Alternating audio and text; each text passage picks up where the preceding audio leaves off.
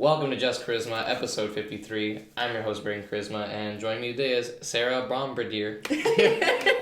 That's close enough. I'm really sorry. No, don't worry about it. It's okay. How are you? I'm good. How are you? I'm good, thank you. So Sarah, we're here to talk about like some multiculturalism in Canada. Your Nona's story, which is very cool because she immigrated to Canada, and then also we want to talk about like kind of like what you are, like your roots and everything like that. Yes. So what did you like to start with? I guess we can start with I guess we'll start with my roots. Sure. So I'm half Italian. That's cool. I don't look Italian though. I've always people always are you like Dutch? Maybe I mean, Swiss. Yeah. Yeah, and it's a really common misconception. Like everybody when they think of Italians thinks of like Joey from Friends. Yeah, like super with the dark chest. Yeah, like forget about it. Like literally, exactly. Yeah. And my Nona is from Rhoda, which is close to the Italian-Slovenian border. Okay. And my Nono is from Torlano, which I believe is more central Italy. Okay. So my Nona and I look more similar. My Nono, I didn't get to meet. He passed away when my dad was in his mid-20s. Oh, okay. Yeah, but he was more of like your stereotypical darker featured yeah. Italian. But so my dad, and I look a lot like my dad. So he's like really tan, but he has blue eyes. Okay. And he had blonde hair. Now it's gray, but he had blonde hair at some point. So yeah, they both grew up in Italy. And then my Nona immigrated when she was my age, actually, which cool. we have talked about this ever since I turned 21. I don't know, I just felt like I needed to talk to her more about it for some reason. I found out she immigrated when she was my age, which is really cool. Yeah. Yeah, to think about, like, I could not just, like, leave everything behind. Like literally just be like, all right, I'm going to uproot my life and just move to a whole new country. She had no English at all. Nothing. Just like pure Italian. Pure Italian. Yeah. And so she grew up in Rhoda's very small. It's a farming community. And so she was just like on the farm doing a bunch of stuff with my great uncle. And she was just like, I want to do something else with my life because there wasn't a lot to do. You would either farm or she actually considered being a nun because she's really Catholic. And really glad she didn't become a nun because I wouldn't be here. True. This is very true. But there's just not a lot going on. There's not a lot of opportunities there. Right. So then she decided to go over. So she took a boat over, ended up in Pal River. And in Pal River, there's a really big Dutch and Italian community. Like, they have an old school, like, Italian hall. And there's lots of people with, like, really, like, very Italian last names. And so that's where she ended up. And then my Nono ended up there, too. And then they met. And they fell in love and all those great things. Yeah. And then they started a family. And yeah, everyone like worked in the mill. They came to work. So my Nona also like didn't come from a very wealthy family, so he came to work. And so they were both working. She was in the hospital, and she loves cooking. Like she's so good at cooking. Yeah. She's the authentic Italian cuisine, probably. That's awesome. Like when you have a normal lasagna, like a Canadian lasagna, it's like only a few layers, but they're really thick. Like a real Italian lasagna is really thin layers with lots of noodles. So, it melts in your mouth, and it's so good. Like, I could eat lasagna every day. I'm like Garfield. Like, I could eat lasagna every day. It's so good. That's awesome. I've only ever had, like, the frozen ones. I can't even. Yeah, you probably just, look at those. Yeah. Even my mom's lasagna, like, sorry, Mom, but, like, it's not. It's not up to standard, It's not the same. Yeah. It's not. And she tries really hard, but it's not the same. But she makes other great things. Oh, yeah, of course. Of course. Sorry, Mom, if you ever watch this. Sorry. But, yeah, so then they were working and they started a family and they had 3 kids, and then that's basically what she did. But she told me when she came over, she had family already over here. So my great uncle had come over with he met his wife here, and she had, I think, one of her other brothers and one brother that came over. And so then they used each other to learn English and to like work together and like figure out what this Canadian culture is all about.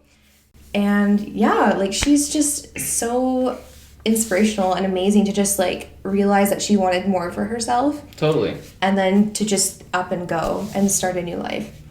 And she's just like so brave. Like so brave. It takes a lot. Like, yeah.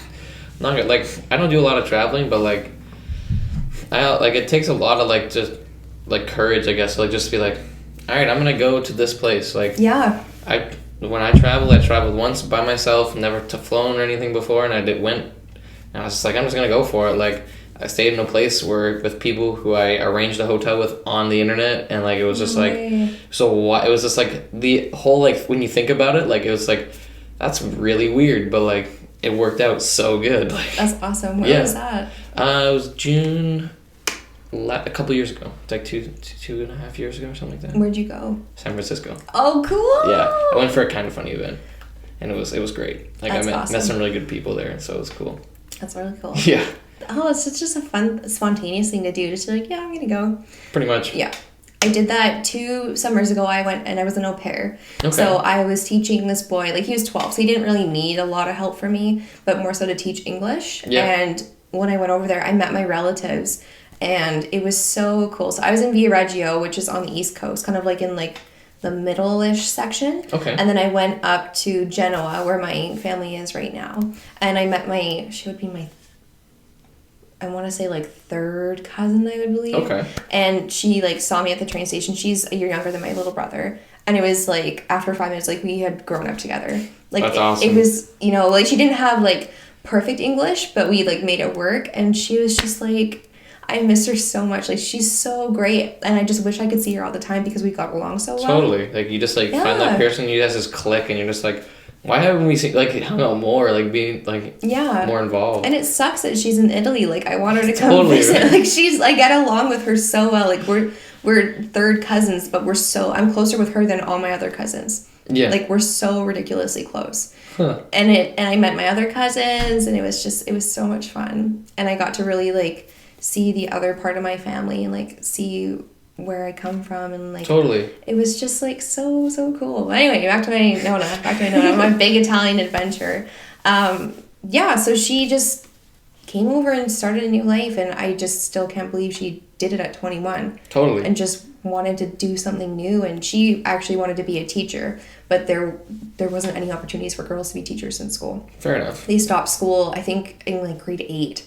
Oh, wow. Yeah. So that's kind of really young. Yeah. And she wanted to be a teacher, and they didn't give her the opportunity to. She had to like stay home and take care of, she had like 5 or 6 brothers and sisters. So she had to stay home and help out with all that kind of stuff. Wow. So now that I'm going to be a teacher, she's just like, she's probably over the moon, isn't so she? excited. Yeah. She's like, I wish I could have done that. And then I'm like, you can vicariously live through me. Yeah, 100%. totally. And I can't wait to tell her about all my little classroom things and all the kids. Oh, she's going to love it. 100%. Yeah. And I can't wait. I want to bring her on a tour, like when I get my first classroom, whatever that is, to bring her and like show her. And she's gonna like sit in that desk and be like, okay, you can go. You can go now. This is my time. Yeah, that's She's right. gonna be like 85. She's like, this is my time to shine now. That's right. Get out of here, you youngster. Yeah.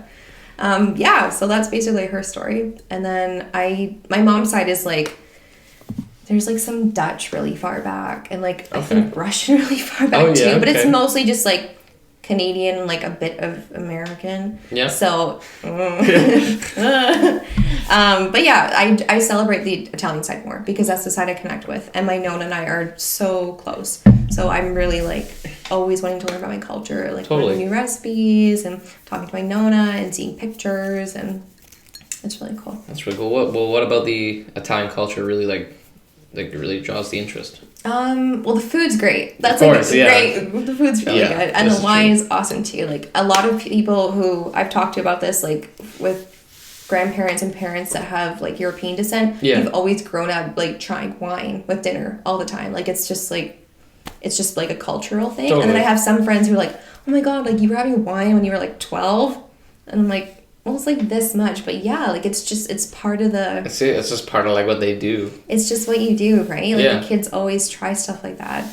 But other than the food, I would say probably almost like a really great sense of hospitality. Okay. Like when I was there, I had like ladies invite me in their house to come like have lunch. Oh yeah. And hang out and just talk to them. And like sometimes they spoke English, and that helped. When they didn't, I had to like Google Translate stuff. Okay. And then they were trying to type on my phone to reply back, and I'm like, oh no, I feel so bad. I wish they had somebody with them to translate. Totally. But it's that sense of hospitality and just like being so warm and welcoming. Definitely. And that sense of family is so strong. Yeah, and that's really cool that they don't even speak the same language, and they're like, come have lunch, like let's let's hang out. Yeah, and I would tell them like why I was there and like I was gonna meet my family, and they were just so excited. That's and they cool. were like, "You should just stay for a while." And I'm like, "No, I have to go back to school." And they're like, "No, just stay for like a year." And I was like, "I wish I could do that. Literally. That'd be so much just fun." like a year like in Italy, just like or not a big just, deal. No, just casual. You know. Just casual. I mean, you wouldn't have to pay it for a hotel or anything. No, just hang out with the fam, right? Yeah, totally, which is great.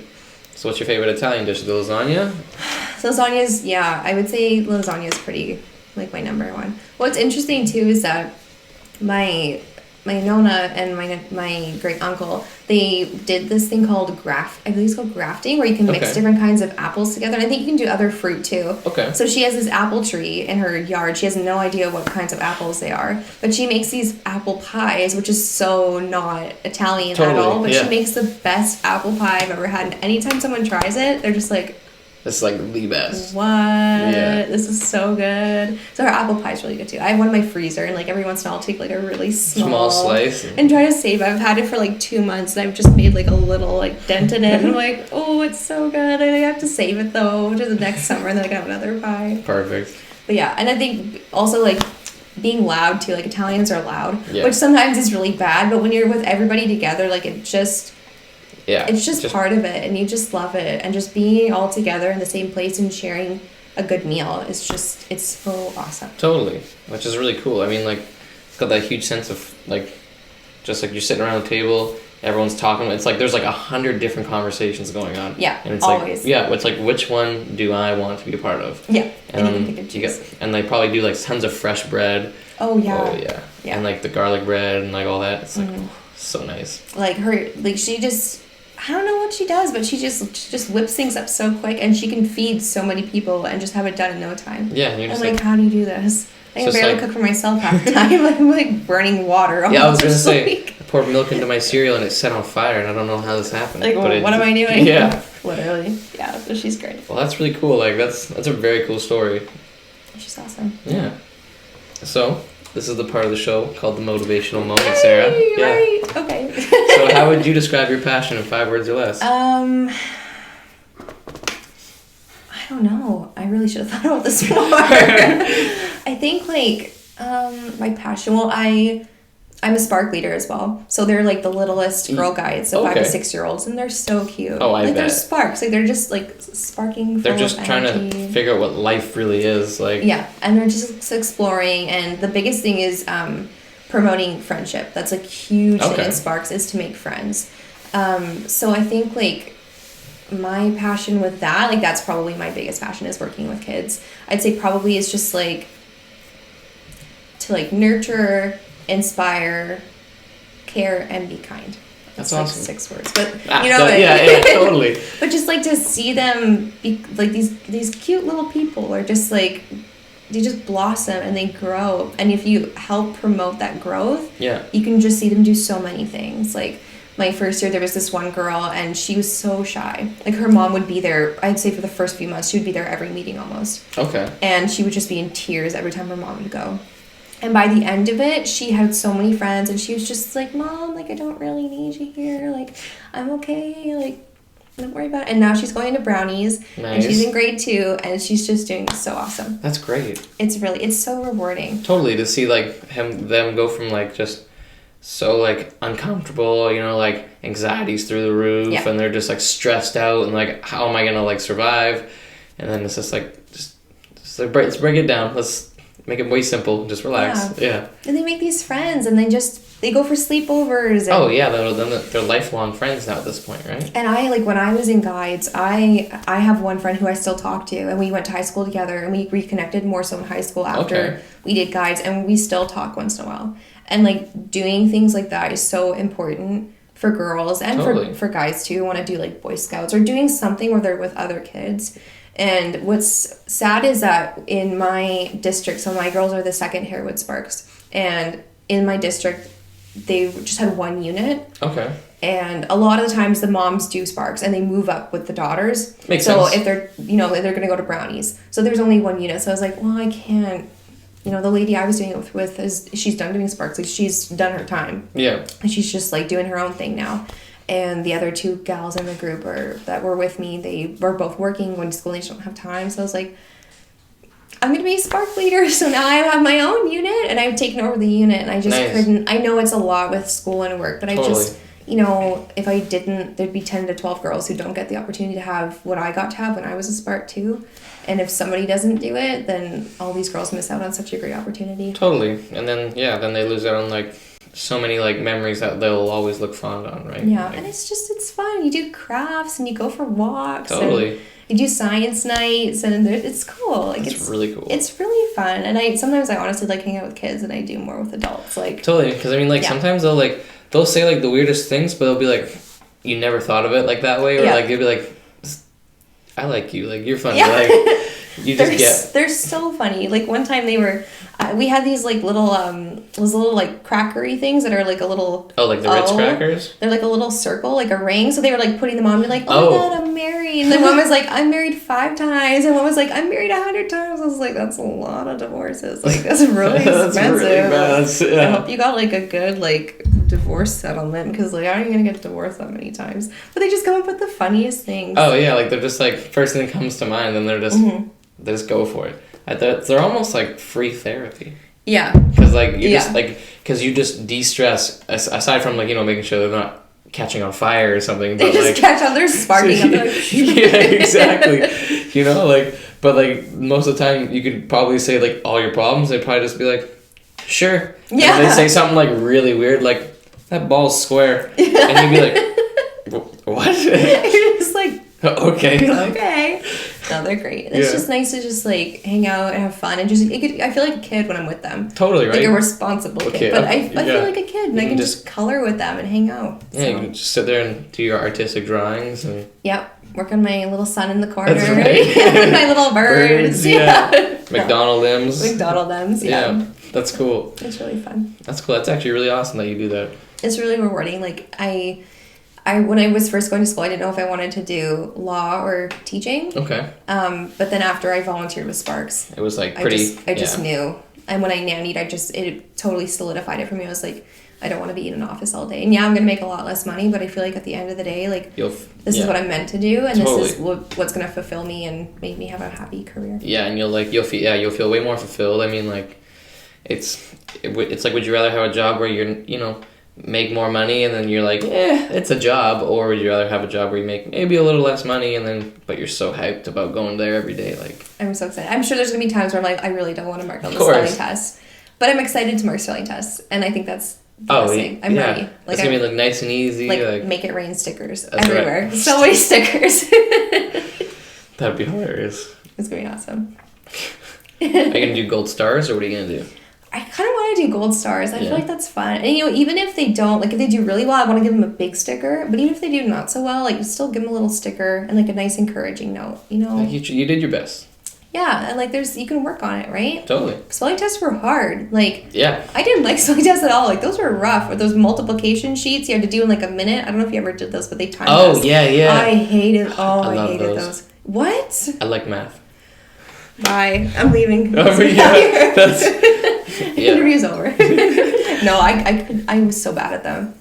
So bad. I don't like calculus or any of that, like, I don't care what x equals, like, or what x, like, but I like addition, multiplication, like, all that stuff. It's just, like, it fascinates me, because I like the idea of mental math. Mm-hmm. So, like, they're always just, like, look at me, and they're just like, what is this? And I'm like, try to figure it out really fast, and then, or, like, when we're at the gym, Dylan just expects, like, he just looks to me to count what he has, and then it's just like, yeah, you got the right weight, and he's like, okay, good, because now I don't have to do it. Right. Yeah, so it's great. It works out, and math's awesome. So math is cool. I mean, I don't get it, but math is still cool. It's necessary and cool. Yes. So, thank you for sharing the motivational moment. That was really cool. You're welcome. So then you want to talk about multiculturalism. Yeah. So what I was talking to some friends about this the other day, and like I said to you, like, a lot of people have parents or grandparents who aren't from here. Yeah. And I feel like immigration is such a hot topic still in Canada, and especially in the United States, more so not for great reasons right now. Yeah.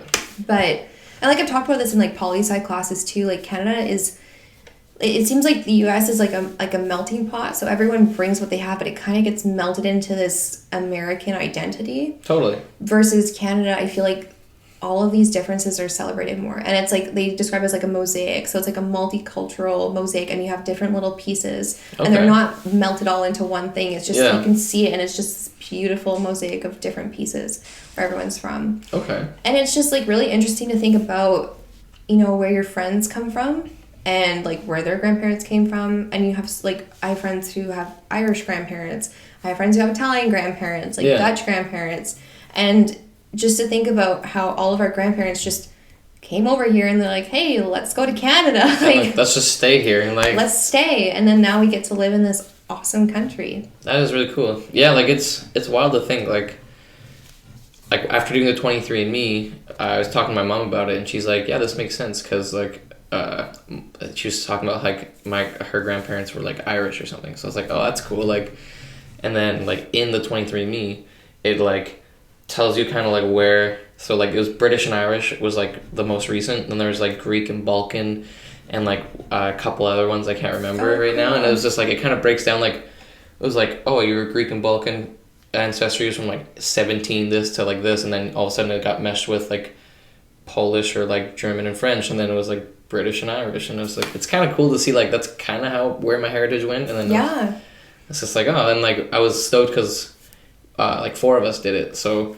it was kind of interesting to see kind of how similar but different we all are. Yeah, and it, you know, it's especially with like what's going on with like the Syrian immigrants and stuff. Like, I just like thought about it, and I was like, you know what? Like my grandparents were immigrants, and a lot of the times these people are just trying to do the same thing. They're trying to have a new life. Yeah, and they're just trying to, you know, like keep their family safe. Like they're bringing them somewhere like, you know, where they like, you know, they just feel like they're gonna be there tomorrow, you know, like. Yeah, exactly, and it's really nice to know that Canada is a place where people feel like they can come and start a new life and feel like they're going to be successful and be in like a safe place where they can just thrive and grow their family and grow their business or try new things. And definitely it really, like, I really thought about the other day, and I was like, Canada's pretty cool. Canada, like, it's super cool. Like, we have like so many things that like you definitely, not that I take for granted, but you just don't even think about, because like free healthcare and all that stuff, like that's like I would never have thought of that. Like, and then you think about like here with the States, when it's like, you know, they have like a $3,000 doctor bill or whatever, and you're like, what? That's insane. It's scary. Like no what do you do? Yeah, like how do you pay for that? Like, yeah, I don't know. So yeah, like it's definitely cool, and like I know what you mean. Like you definitely see the cultures being their culture. Yeah. Like they're not trying to hide it. They're not trying to like. I mean, they might take a couple Canadian things or a couple things you see from another culture, but like at the heart of it, it's still like their culture. Definitely, and it's nice to celebrate those things. And one thing I want to do, especially in my classroom, is because I'm sure I'm gonna have a wide variety of kids. Of course. Is I want to, and even my Sparks this year, what I want to do is, like when it's like holiday time, is like tell them about different cultures. Like I feel like celebrations are easiest to do that with. Is just say like what like Kwanzaa is about, or Hanukkah, and like obviously Christmas. A lot of kids know about Christmas. Yeah, of course. You know, but like Santa. to show them the differences and see like, and to open their mind to different things and different perspectives and different cultures, and like what people like to do depending on where they're from or what their culture is. Totally. I mean, like if anything, it's just like enriching. I mean, like you might like hear about it and then you're like, oh, okay, like cool, whatever. Then it just kind of like goes over your head. But at least you have like that background knowledge of like you know, now you can kind of respect it. Yeah, and it's interesting to know, like it's fun, and I don't know like if I was in the States if I would have so many friends from so many different cultures and places. I don't know if I would necessarily, but I feel like here it's definitely really celebrated. Totally. And it's just nice to, you know, I'll go over to a friend's house and their parents will be cooking. It'll be like traditional East Indian food. And it's so nice to just like feel so welcome and to like into their home and into, you know, when they have dinner, and like it's just nice to meet people and see like what they're all about. Definitely, right? Yeah. Like it's just so interesting to see like their perspective on things and like how they feel, or like, you know, like it's just always so cool. Like everyone's got like such a unique perspective, especially like the immigrants, because they're from a foreign country. They're like, you know, like I love Canada, so I mean most people do. So. Yeah, and even like when you go downtown, you see so many like the VIU students, and even on campus too. Like there's so many people from so many different places, and I've met so many great exchange students that come for a little bit, and it sucks because they're only here for a little, and then they're gone. You're like, oh. then they're like, okay, I'm going home now, like, see you later. And you're like, oh, okay. But it's nice. It's nice to meet people and just learn new things. And you just feel like you're more well-rounded in terms of, like, how people live their day-to-day lives, and you can learn more about other people. And it's nice to just be open to learning about other people as well. Yeah, exactly. Like, it's nice. Like, overall, like, you're just getting, like, this sense of, like, knowledge, and you're just like, this is perfect. Like, now, and then you get closer, so then you know more, you get closer with families of that, like, you know, culture, and then they're just like, oh, like, you actually do understand, like, and then all of a sudden, boom, you've got closer friends, better friends, like, and then they're just, and then the next thing you know, I got family. There you go, right? Yeah. That's awesome.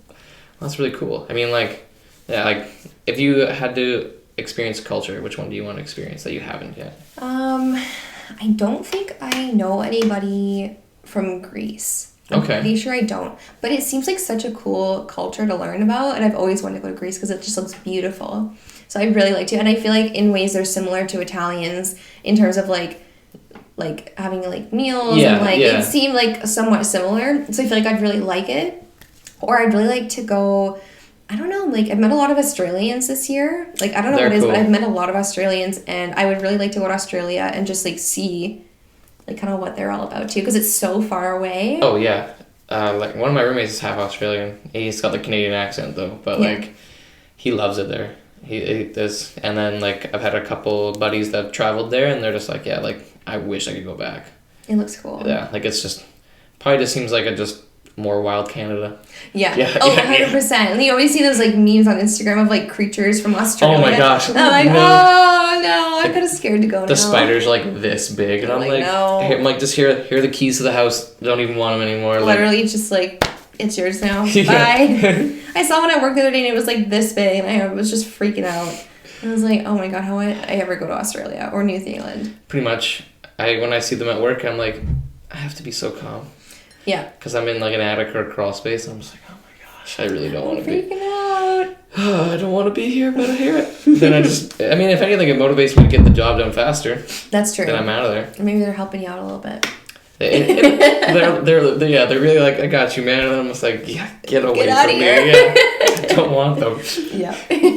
That's cool. It's really cool. And I don't know. I think probably Australia would be a really fun place to go check out. It would 100%. be. Yeah. And just go, like, hang out on the beach and... Would you try Kangaroo? I don't know. I'm pretty, like...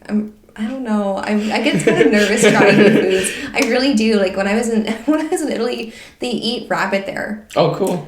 And I had it, and I was just, like, the whole time, I was just, like, picturing, like, a rabbit. I was just like, I'm so sorry. Like, I'm so sorry. But you can't. If Nona cooks for you, and she cooked it, you can't. You can't. Not What are you gonna say no? Like, it's so disrespectful. Yeah. And, like, she cooked pigeon too. People eat pigeon there. And I was just like, okay, there's no way. So I was just kind of like, I took, like, the smallest piece, and I just kind of, like, put it on my plate, and I was like, thanks. And I was like, there's no way I'm eating this. I can't let her see when I'm not eating a pigeon. Like, those birds you just see, like, running around on the street eating crumbs. Kicks at, and like, I cook them. They're like, just like the scum of, like, birds. Yeah, like, I'm not gonna eat that. It's like eating, like, I don't know, like a cockroach or something. As, like, Captain Holt says, they're carriers of disease, and they're just, like, a burden to the city. Like, I just couldn't. I just saw it, and I was like, she was like, yeah, this is pigeon. And I was like, what? Are you serious? And she's like, yeah. I'm like, okay. I can't do this right now. That was bad. I was just like, no. But the rabbit I didn't really like the rabbit very much. No? I found it really, like... Gamey? Kind of gamey. Yeah. And I was just like, I just couldn't get over it. And they cooked it with, like, the bones in still. Oh, really? Which was weird. It was like a weird stew thing. Okay. And I was like, oh, I'm going to try it. And I had some, and I was like, oh my god, I just pictured, like, this nice little fluffy bunny. And I'm just like, I'm so sorry. So sorry. I can't. Yeah. That's awesome. But that's really cool. I mean, like, I don't think I've tried rabbit. Don't. You're not missing out. Don't do it. Just don't do it. Sure. I mean, like, I hear frog's really good. I've heard that it tastes like chicken. Yeah, that's what I heard about the kangaroo as well. Oh, I don't But, know. like, well, okay. I don't know. There's, like, I've always wanted to go to France too, and I feel like you would have to try escargot while you're there. I think I've had it from a can, because some people had it at, like, Barsby or something. Oh, was it good? It was okay. Oh, I just think of like a little like snail just like doing its thing, and Yeah. like, oh my god. I mean, it might taste different like out there because it's probably like fresh or like however they prepare it, and I bet you like it probably tastes like chicken. Yeah, maybe they have like a little snail farm and they just hang out and they have little like houses for the little snails to hang out and they just have a good time. I just wouldn't want to like pick one up, take it home, cook it and eat it. No, like where's that been? Yeah, I got no desire to just pluck a snail off the ground and eat it. I feel kind of bad too. I'd be like, oh hey buddy, you're my lunch. Totally. Yeah. Well, that's really cool. I also wanted to thank you, Sarah, for coming on the show. Oh, it was thank you for awesome having you. Where can the people find you? Follow me on Instagram at Sarah Bombardir. That's like where I'm probably the most active on Instagram. Okay, I'm always on there, checking it out. Yeah, everyone's on the gram, right? On the gram. Yeah. All right, always. That's cool. You can find me at Just Koryzma on like everything. Don't forget to hit that subscribe button, check out the other videos, and make sure you watch all the other stuff. So see you guys next time. Thanks.